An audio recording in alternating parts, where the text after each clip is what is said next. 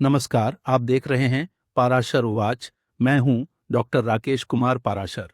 आचार्य रघुवीर ने राजभाषा विधेयक, जो बाद में 1963 के अधिनियम के रूप में आया, को कालकूट विष कहा, क्योंकि उनके अनुसार यह विधेयक भारतीय भाषाओं के भविष्य के लिए घातक था।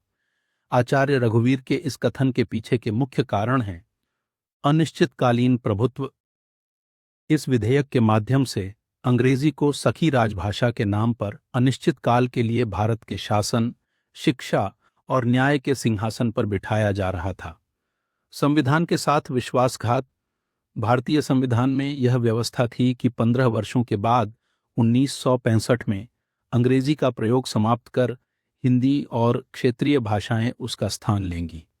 आचार्य रघुवीर ने इस विधेयक को संविधान के उस वचन का उल्लंघन और राष्ट्र के साथ विश्वासघात माना। लोकतंत्र का अपमान।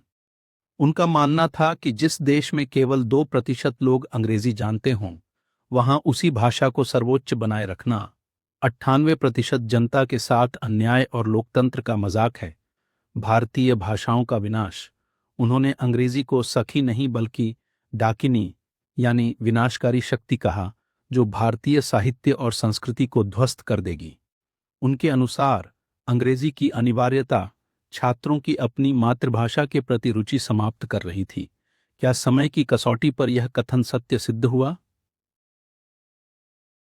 समय की कसौटी पर इस कथन की सत्यता के दो पहलू देखे जा सकते हैं। एक, सत्यता के पक्ष में आशंकाएं जो सच हुईं। प्रशासनिक प्रभुत्व। आज भी उच्च न्यायपालिका, कॉरपोरेट जगत और केंद्र सरकार के कई उच्च स्तरों पर अंग्रेजी का ही वर्चस्व है। सामाजिक विभाजन।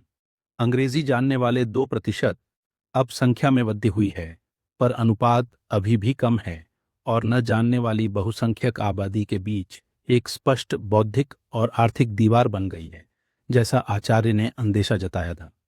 मातृभाषाओं की उपेक्षा।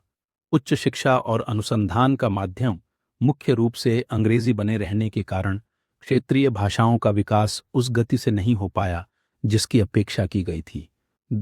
दूसरा पहलू, बदलाव और प्रगति। हालांकि अंग्रेजी का प्रयोग जारी रहा, लेकिन हिंदी और अन्य भारतीय भाषाओं ने भी अपना विस्तार किया है। संचार माध्यमों, मीडिया, मनोरंजन और तकनीकी डिजिटल इंडिया के क्षेत्र में भारतीय भाषाओं का प्रयोग तेजी से बढ़ा। वर्तमान में राष्ट्रीय शिक्षा नीति यानी नेशनल एजुकेशनल पॉलिसी जैसी पहलों के माध्यम से शिक्षा में मातृभाषा को प्राथमिकता देने की कोशिशें आचार्य रघुवीर के उन्हीं विचारों को प्रतिध्वनित करती हैं जहां उन्होंने भाषिक स्वतंत्रता की बात की थी। निष्कर्ष के रूप में हम कह सकते हैं कि आचार्य रघुवीर का इसे कालकूट कहना उनकी तीव्र पीड़ा और भारतीय भाषाओं के प्रति उनकी निष्ठा को दर्शाता है। आज भी भारत का व्यक्तित्व संकट में है, क्योंकि ज्ञान विज्ञान की मौलिक सोच अभी भी विदेशी भाषा की बैसाखियों पर टिकी है, जो उनके कथन की आंशिक सत्यता को प्रमाणित करती हैं।